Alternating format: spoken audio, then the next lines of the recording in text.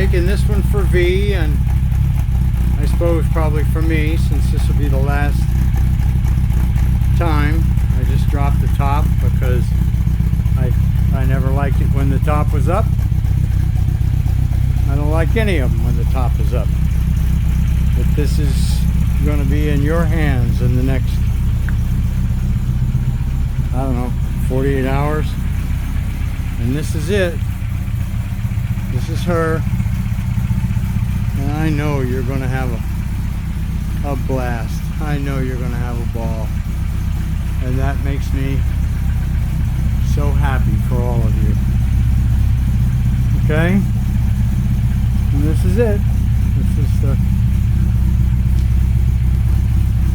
This is the baby. All right? Okay.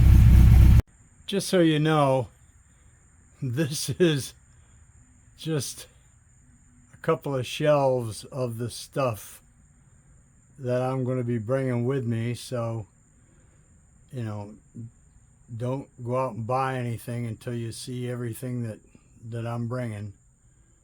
And then there's these shelves over here, and then there's all the stuff that's on the floor. So anyway, okay, so let me show you how to put this top up. I drop it like this so that when I need to, or if and when I need to, I can put it up in a heartbeat. And the way when you get underneath like this, and you pull it up top like that, okay? And once you've got it here, you have basically one more issue, and I need to turn this. And all right, so once you got it up like this, it's going to catch, and what you need to do is bottom piece, and you just need to push it like that. I know that believe me, sometimes it's a hell of a lot easier than that. And then you move the visors out of the way, obviously, and you pull these catches down. You want to make sure that they're equal, and once they're equal, they'll just snap in. And once you've got them snapped in, then it's just a matter of putting things back, doing all the top snaps, etc., etc. Now, of course, the damage that's done is this. And for me, that's a very small price to pay. And I, that's a very small price to pay for the convenience of being able to just throw the top down whenever I want to throw it down, and bring it back up whenever I want to bring it back up. Because the alternative is, it's much nicer. You never damage your top, so don't, you can spend all the money you want, and if you do it right, you'll never damage the top by putting it down, and there's a top cover and so forth that you'll also have, a tonneau cover, okay? All right.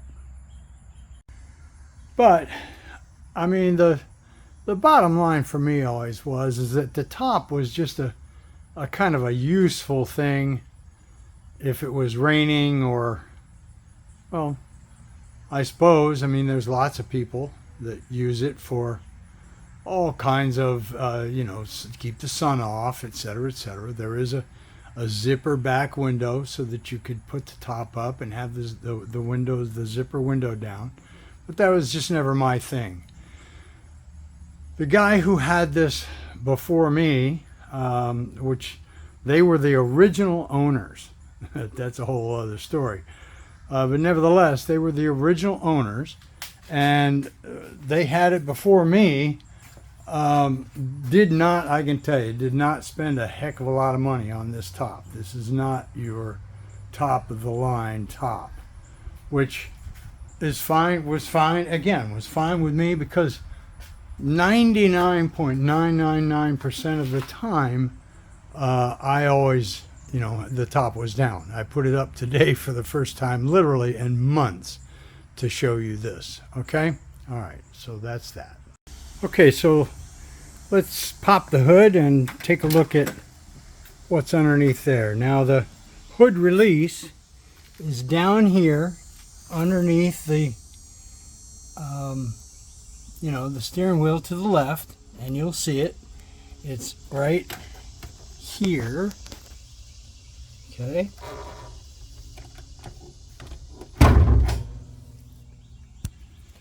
And then, just like most cars, the actual hood release is not a hood release, but the final release is right here. Okay? And this then is your MG bonnet with a heat shield pad installed by me, and then down here, okay, this is the aluminum radiator. And over here, just so that you know, the windshield washer does not work. In fact, the majority of these three things right here are absolutely useless. And if you notice, there's a loose hose here, right here, okay, and then there's another loose hose here, okay, and I don't know whether I'll take this off before you get it or not, but it's not a loose hose, it's a disconnected hose, and it was disconnected by Paul when he did the carburetors, and it just needs to have someone come in here and pull this all out and unscrew all that and so forth and so forth. And the truth of the matter is, I just am not in the mood. Okay, so sorry about that. It's not anything that has anything to do with the running, etc. Okay, all right, obviously this is your dipstick right here. Okay, and then over on this side are the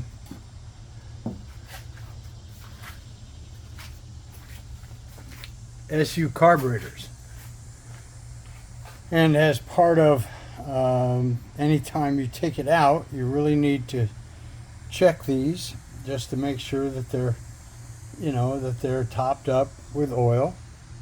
And so, what I normally do is get my rag to unloosen them, because they're very tight, which is good. You don't want them to be anything but tight. Okay? And so that's called oops. All right. The bitch of videoing this way is that I have no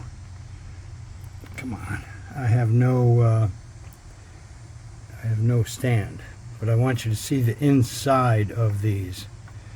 Okay, so you pull the plunger, and if you look down, you'll see that there's lots of room in there for oil, and if you put the plunger back in, it'll go straight down. Now what you want is resistance.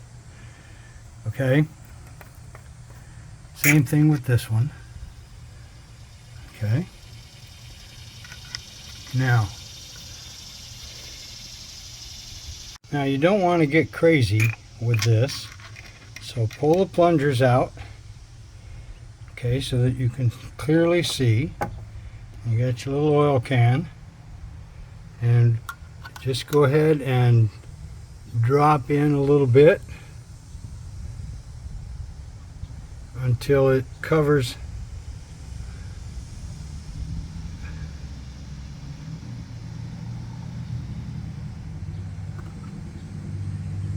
that piece, that little ring at the bottom. Okay, and do that with both of them. All right, I'm trying like hell to get this to where you can see both actions at the same time, and I'm not very good at this, so I'm sorry, but maybe this time. Anyway, we'll put a little more in there. Okay, but you just want to cover that little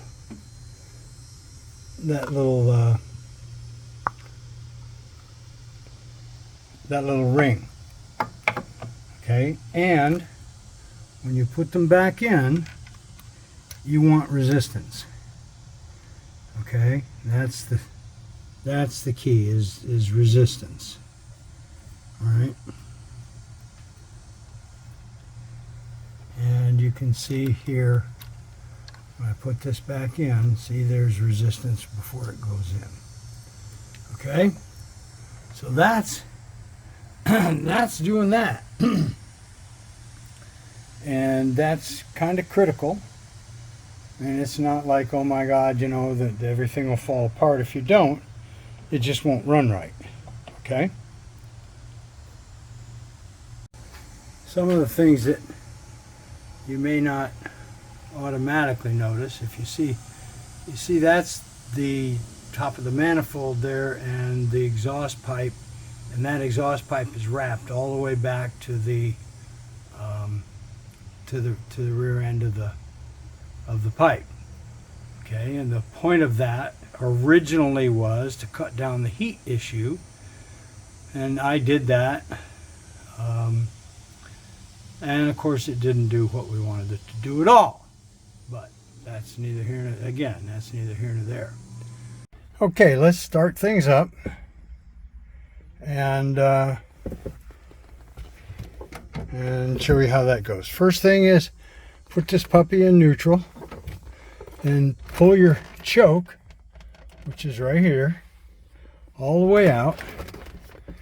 Then turn the key and you hear the fuel pump, and let that go for, I don't know, a couple of seconds, and then turn it. And that's almost 2 weeks since it was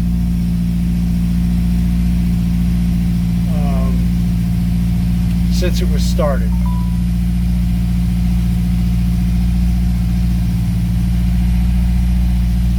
So if you see, there's, you know, it's running about 2,000, and you want to let it do that, okay, for a minute or two, and then you'll start to hear, you hear it? Okay, and what you want to do is you want to just kind of start to ease down on your choke. Nothing big, just a little. Maybe the width of your finger from here forward.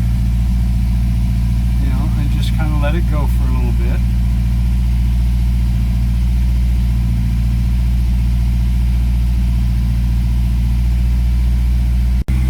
And then, you know, as it starts to get warmer, just go ahead and ease it down a little bit more.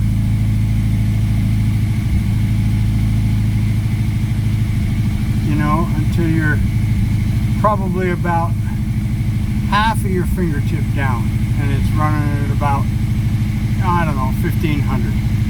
Okay, ballpark. Now you can go ahead and drive.